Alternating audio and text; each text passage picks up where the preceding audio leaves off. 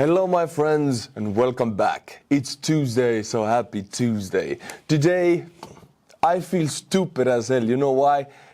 In the morning I wake up, I'm like, whoa, I got this new green shirt. I'll put it on. And I forget that all of these videos, I make them with a green screen. Behind me is a green screen and I have a green shirt. Okay, and I'm now in the office and I cannot change. So we're gonna do it. If you see through my shirt now, that's how it's gonna be. But my friends, you have all heard about the news that Russian army leadership has ordered the Russian army to take Chasiv Yar by May the 9th. Dein Pobedy, the Victory Day parade in Moscow or all across Russia, except for the oblasts bordering Ukraine, because there it was banned. The thing is, the tactic they use is the usual meat assaults, but right now also with these barn tanks, you know, these reinforced tanks that look massive and huge, and also with the motorcycles. Now, these kind of assaults are incredibly costly in manpower, and this is why we see the return of the political commissars. If you know anything about the Second World War Red Army or how it functioned, they had the barrier troops. And we know the Stalin's order, not one step back. Well, this is what the barrier troops did. They truly were behind the lines and they shot the ones who retreated. For example, in Stalingrad, there are official data that thousands of Red Army men were shot by their own barrier troops. Well, in this case, May the 9th, Dein Pobedy is in 2 days. And we see this video. Now, I'll read you the subtitles, and it's supposed to be a motivational speech by a Russian army commander to the troops. All of you will die, but know one thing. Mother Russia will never forget us. Flowers will be brought to all of your headstones for centuries. Every warrior's name will be carved into memorial plaques.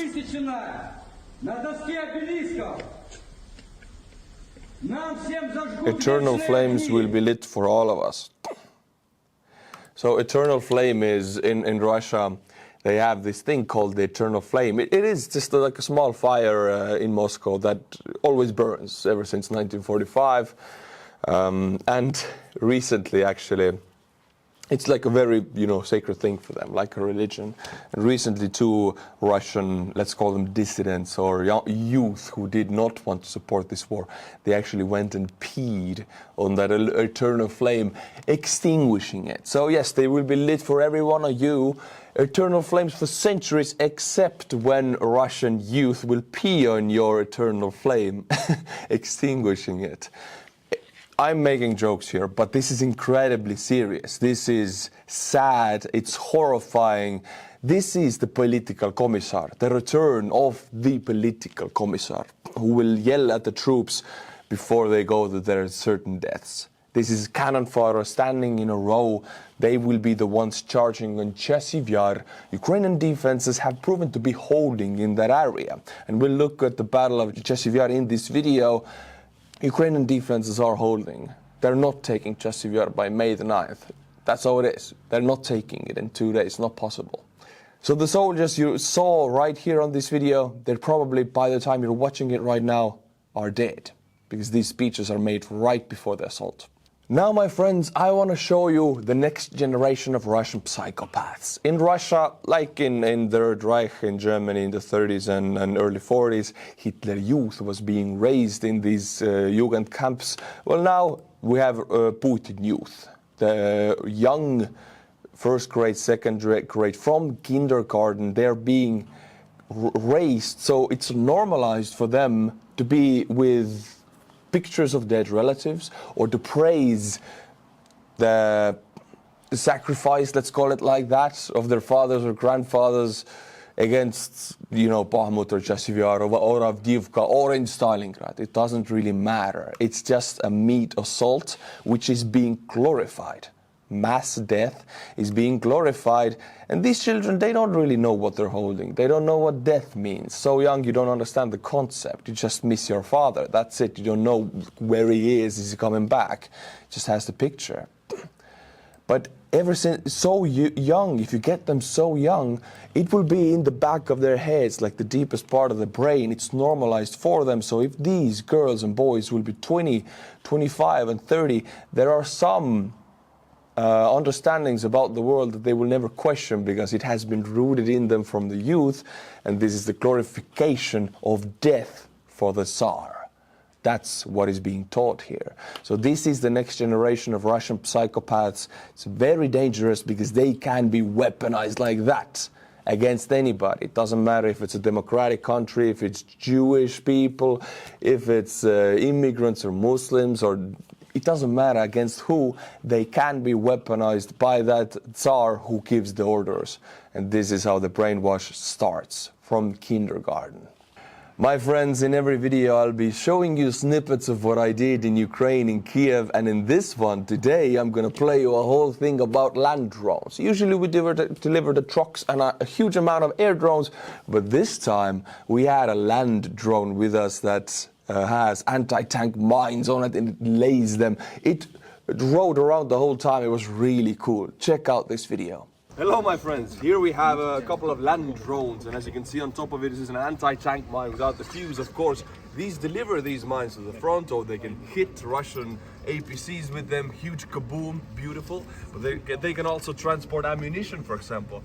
One of these drones costs up to 2K, so they're relatively cheap. They're very fast and agile, very dangerous. Have you seen Home Alone? You know the guy, the little kid with the toy? Well, now this toy carries a huge amount of explosives and hits the Russian tanks. This is the future is now, my friends. If you want to see more stuff like that, or keep an eye on what I'm doing in real time, because I post it all, check out my Instagram. Link is in the description below. From the stories and from the posts, you see everything I did in Kyiv. I'll see you there, my friends. My friends, yesterday, GUR, or Russian military intelligence, sent another marine drone attack against the Russian ships. And since most of the capital ships of the Black Sea Fleet have been moved away from Crimea to the further parts of the Black Sea, then Ukraine chose smaller targets. And in this video we can see exactly what they chose. These were not capital ships, not submarines. These were patrol boats. And I love these videos. I know you do also. It sounds stupid, but this looks like a computer game. This looks like the Call of Duty I was playing when I was 12 and 13. And I love that. And it is genius, these drones. Ukrainians, you can see it, boom, look at that. Nothing happened, but now it changed, the camera changed, and the next drone just exploded. This is debris falling from the next drone, hitting one of the patrol boats. Boom, you can still see stuff flying. Oh, look at that, big one. And now it is acquiring targets, choosing the best one for itself, and there's nothing big in sight, so patrol boats have to do, but patrol boats are still an incredible assets. They're very necessary for every navy, each navy in the world. So taking these out, look at this, target acquired, Terminator approaching, and giving it a little poop, hug, bada boom, knocked out cold, turned into a submarine. But that's not it, my friends. GUR usually sends waves of these drones, 3, then another 3, then another 3, maximizing the damage done. So this was the first wave, it was very successful. Then they sent another wave.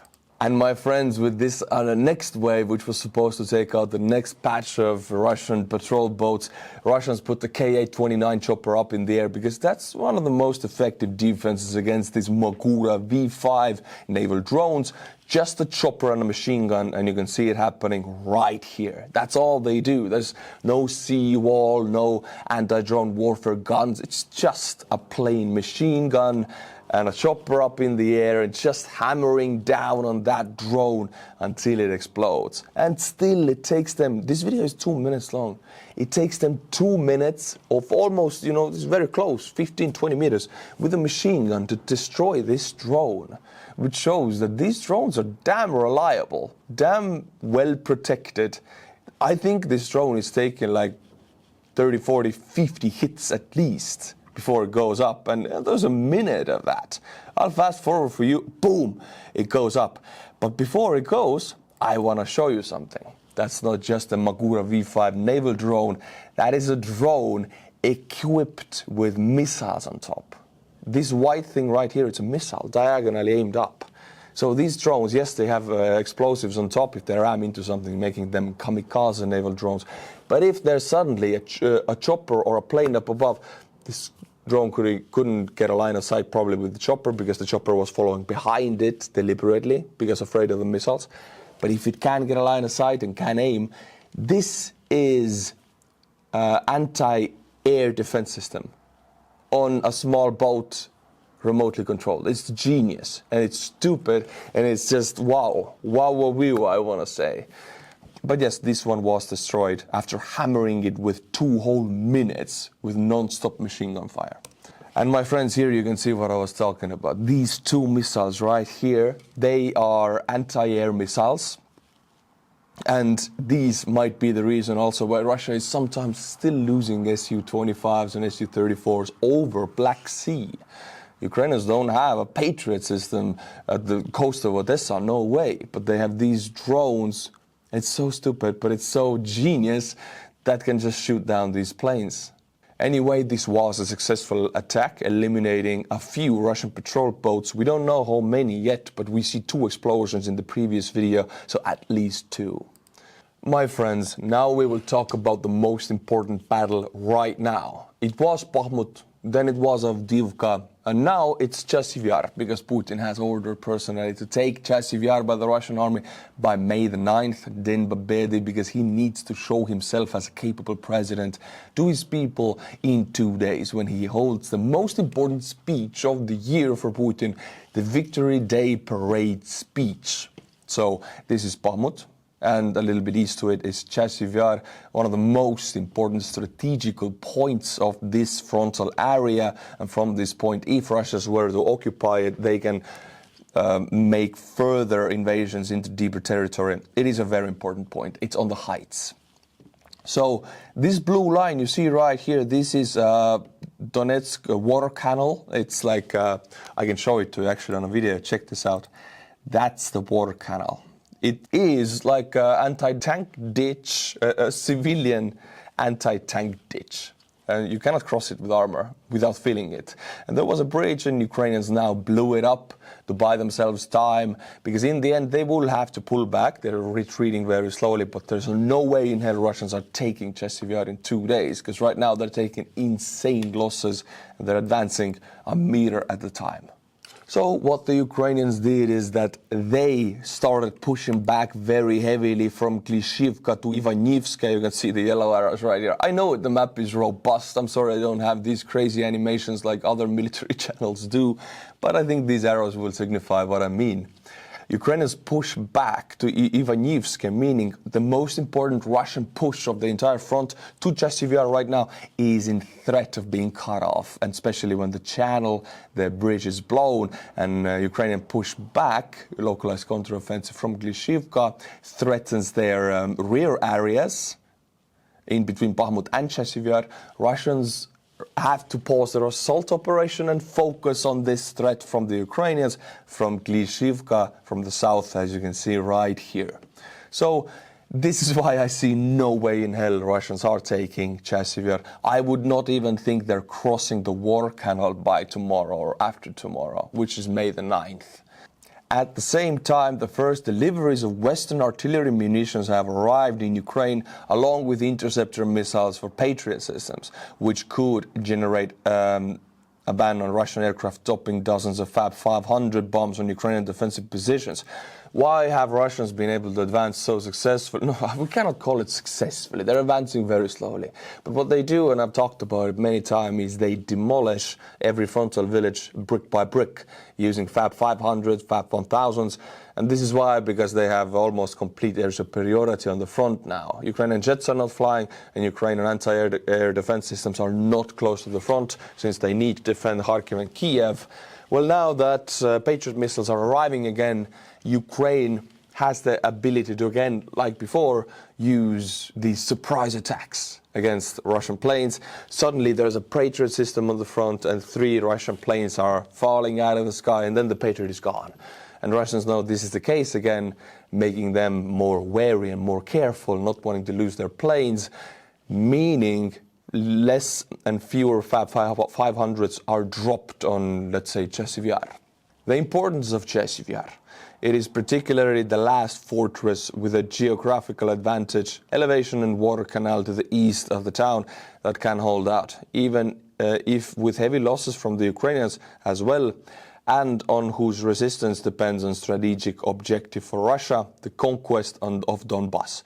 See, Putin's main conquest, and one reasons why he started this war is, of course, propaganda, but he sold it to his own people, is the saving or aiding of the people of Donbass who are supposedly being bombed by Ukrainians. Now he's not even able to conquer Donbass. The Russian army cannot do it. So to conquer Donbass, Chasiv Yar has to be taken. Bakhmut had to be taken. Avdiivka had to be taken. Now it's Chasiv Yar. This is why it's so important. My friends, a few days ago, we had huge kabooms in Crimea. I was in Ukraine back then, and I couldn't report it, and we didn't have any much proof, so I left it there. But now we have more proof what was attacked and what was it attacked with. And we know that the United States has already sent 300-kilometer range ATACMS missiles to Ukraine, and this part is in that range. Actually, you couldn't attack it with 150-kilometer ATACMS missiles. So the max range ATACMS missiles that Ukraine has were used. Russian Ministry of Defense claims that they have shot down 4 ATACMS missiles this night, but actually there were massive amount of fires, and you can see the fire squares right here being reported. The squares, of course, not being the fire, but they're like marked where the fire is. You can see it from the satellite photos. And now more information came out that Ukrainians attacked Iskander missile launchers. Why did they do it? Well, because from Crimea, Iskander missiles are targeting the coastline of Odessa and the city of Odessa. How do we know they really destroyed the Iskander missiles? Well, that's quite easy. If in the next 1 to 2 weeks there are no missile attacks against Odessa from Crimea, then these Iskander missile launchers were destroyed. That's how it is. And immediately you can see the United States aid being translated into high-value Russian targets being destroyed in the depth. In Crimea, for example, these ATACMS are being put into use to destroy one of the most modern and dangerous Russian missile systems that Russia doesn't have that many of. So I would call this a very successful attack, and many more to come. My friends, now I want to do a little proud moment about my country, Estonia, because in a lot of the decisions that European Union and America needs to make, in my eyes, I see that my country, Estonia, makes the first one. It has been with many cases, and in this case, the Estonian parliament has declared the Moscow Patriarchate an institution that supports Russian aggression. 75 MPs voted in favor of the statement, while 8 more voted against it. Now, Russian Patriarchate, Orthodox Christianity as an organized religion in Europe and in the United States is just an FSB organization put in the cloak of priests and big churches built around it. That's where the claws are going out. Now, if Western people don't take this seriously and they don't understand it, they are just incredibly naive, because this is so dangerous, because it is a wolf, it's a killer in sheep's clothing. Oh, it's church, what can they do?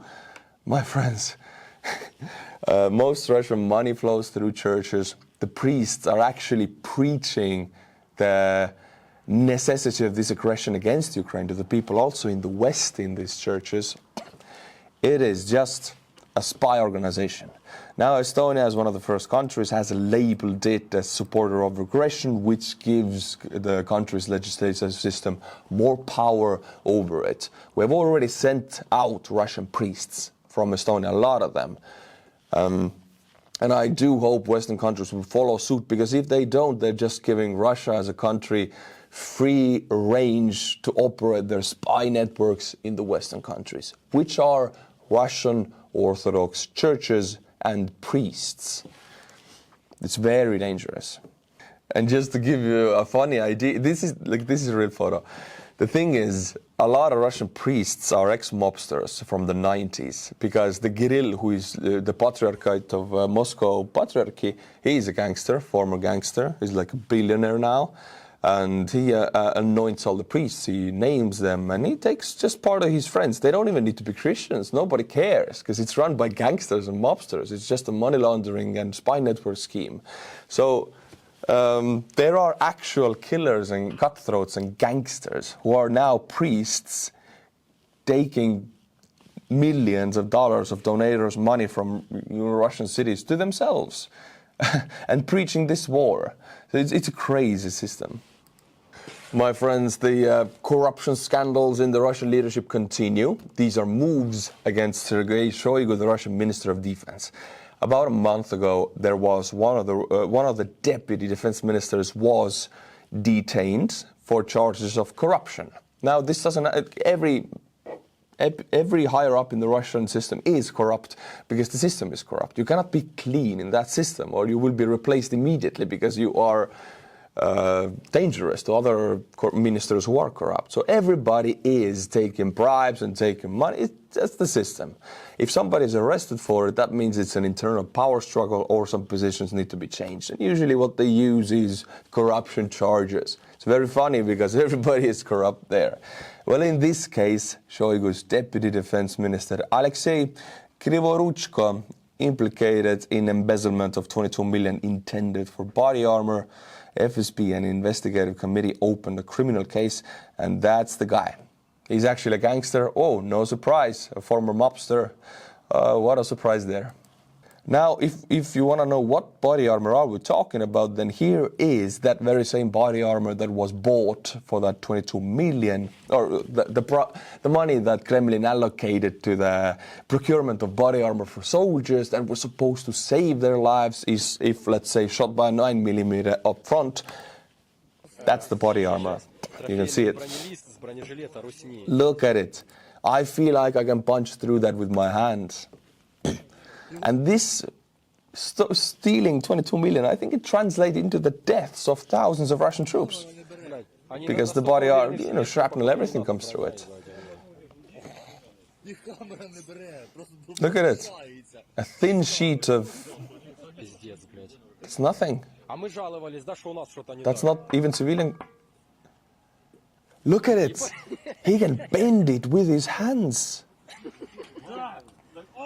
See, this is the body armor the Russians are wearing. And because of this, a deputy defense minister got $22 million to his bucket. That's how the Russian system works. If you're in a good position, you just get part of the pie.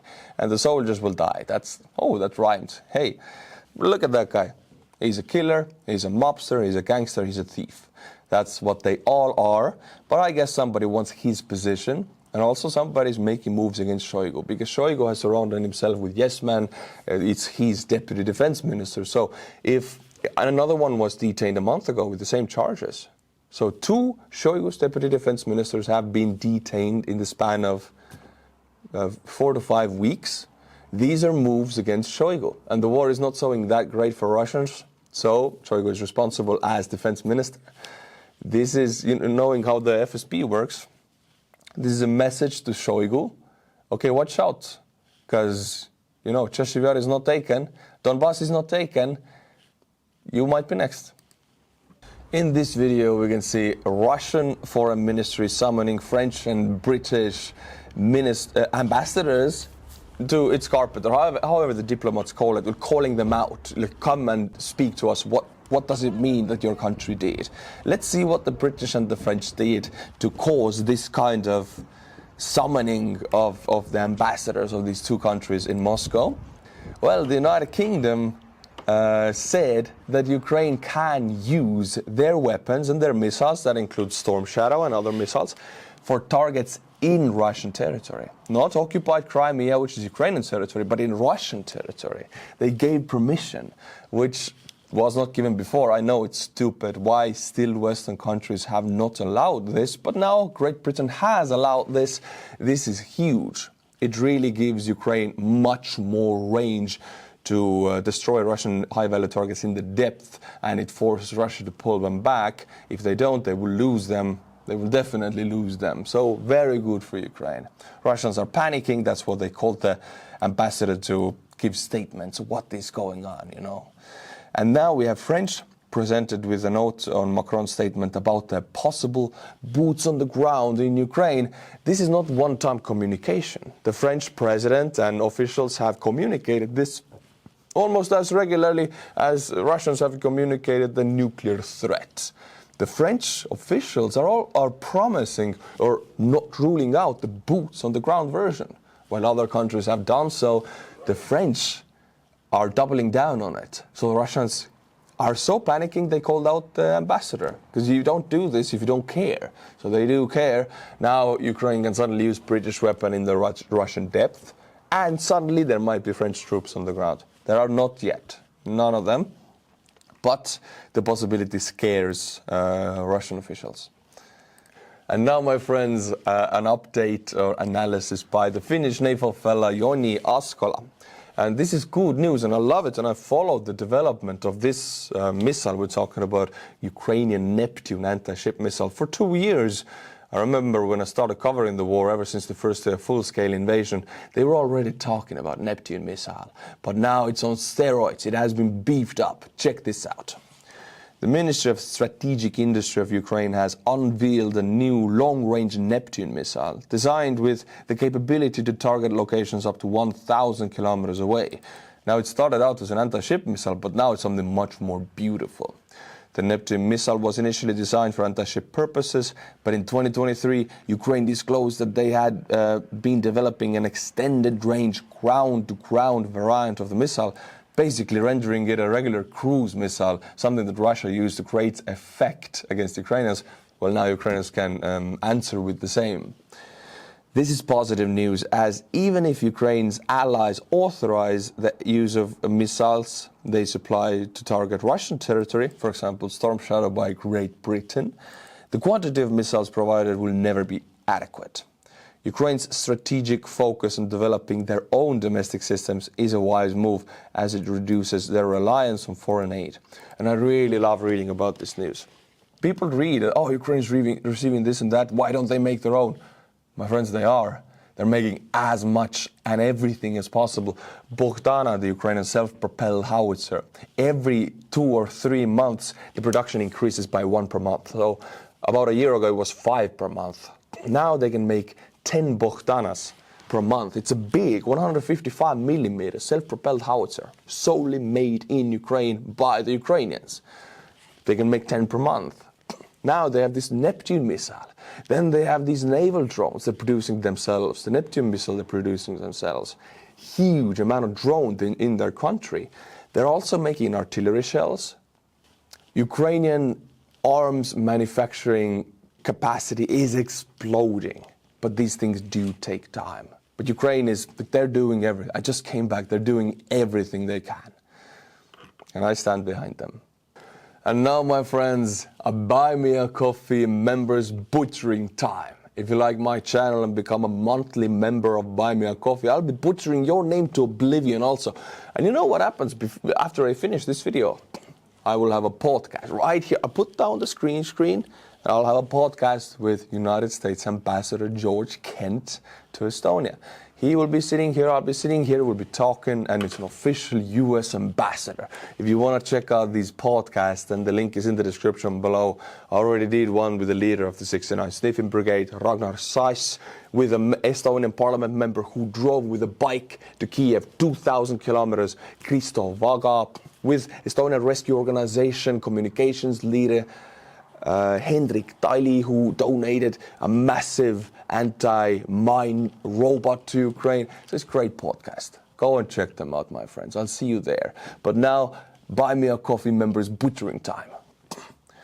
Jochen Nesterenko. Nesterenko is Ukrainian name. Дякую. Scott Hamilton. David Hebb.